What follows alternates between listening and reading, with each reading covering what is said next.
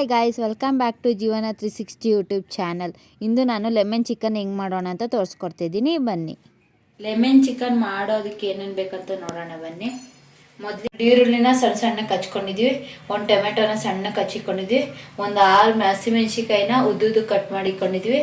ಚಿಕನ್ನ ಅರ್ಶಿನ ಉಪ್ಪಾಕಿ ಹಂಗೆ ಬೇಯಿಸಿಕೊಂಡಿದ್ವಿ, ನೀರು ಹಾಕಿಲ್ಲ, ಅದೇ ಬಿಟ್ಟಿರೋದು. ಎಣ್ಣೆ, ಕೊತ್ತಂಬರಿ, ಕರಿಬೇವು, ಲೆಮನ್, ಶುಂಠಿ ಬೆಳ್ಳುಳ್ಳಿ ಪೇಸ್ಟ್, ಉಪ್ಪು, ಖಾರದ ಪುಡಿ. ಈಗ ಮಾಡೋಣ ಬನ್ನಿ. ಲೆಮನ್ ಚಿಕನ್ ಮಾಡೋದಕ್ಕೆ ಮೊದಲಿಗೆ ಒಂದು ಬಾಣಲಿ ಇಕ್ಕೊಂತಿದ್ದೀವಿ. ಬಾಣಲಿ ಸ್ವಲ್ಪ ಬಿಸಿ ಆಗಲಿ. ಈಗ ಇದಕ್ಕೆ ಎಣ್ಣೆ ಹಾಕೊಳ್ಳೋಣ. ಎಣ್ಣೆ ಕಾದಿದೆ. ಈಗ ಇದಕ್ಕೆ ಈರುಳ್ಳಿ ಸಣ್ಣಗೆ ಹಚ್ಕೊಂಡಿರೋದನ್ನ ಹಾಕೊಂತಿದ್ದೀವಿ.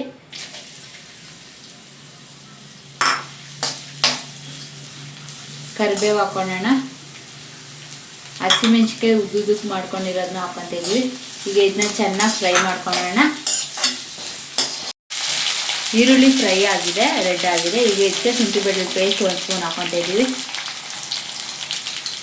ಹಂಗೆ ಒಂದು ಟೊಮೆಟೊ ಸಣ್ಣಗೆ ಹಚ್ಕೊಂಡಿರೋದು ಹಾಕೊಳ್ಳೋಣ.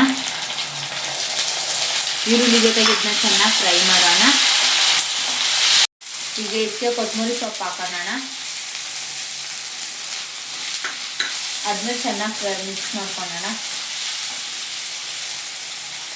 ಸ್ವಲ್ಪ ಖಾರದ ಪುಡಿ ಹಾಕೊತಿದ್ದೀವಿ.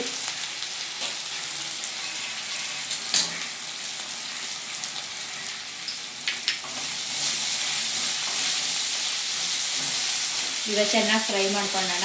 ಮಸಾಲೆ ಎಲ್ಲ ಹಸಿ ವಾಸನೆ ಹೋಗಿದೆ. ಈಗ ಬೇಯಿಸ್ಕೊಂಡಿರೋ ಚಿಕನ್ ಹಾಕೊತಿದ್ದೀವಿ. ಇದಕ್ಕೆ ಆಲ್ರೆಡಿ ಉಪ್ಪು ಅರ್ಶಿನ ಹಾಕಿ ಕೂಗಿಸ್ಕೊಂಡಿದ್ದೀವಿ. ಇದಕ್ಕೆ ನಾವು ನೀರೇನು ಹಾಕಿಲ್ಲ, ಇದು ಚಿಕನಲ್ಲಿರೋ ನೀರೇ. ಈಗ ಇದನ್ನ ಚೆನ್ನಾಗಿ ಮಿಕ್ಸ್ ಮಾಡೋಣ. ಚಿಕನೆಲ್ಲ ಚೆನ್ನಾಗಿ ಫ್ರೈ ಆಗಿದೆ. ಈಗ ಇದಕ್ಕೆ ಲೆಮನ್ ಹಾಕೊಳ್ಳೋಣ.